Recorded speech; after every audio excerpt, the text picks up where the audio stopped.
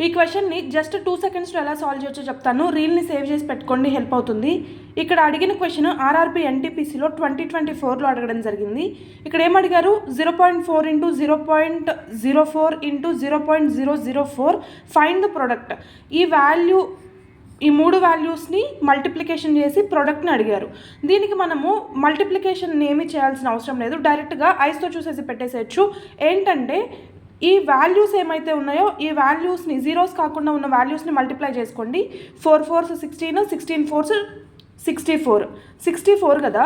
ఇక్కడ decimal point తర్వాత ఎన్ని వాల్యూస్ ఉన్నాయో కౌంట్ చేయండి. ఇక్కడ 1 వాల్యూ, ఇక్కడ 2 వాల్యూస్ అంటే 3 వాల్యూస్, ఇక్కడ 3 వాల్యూస్ 6 వాల్యూస్. అంటే ఏంటి అంటే 0.6 వాల్యూస్ వచ్చేలాగా జీరోస్ పెట్టుకోవాలి.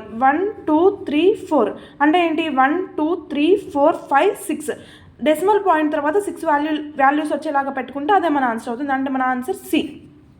సేమ్ ఇలానే the product of 0.2 into 0.02 into 0.002 is find the answer.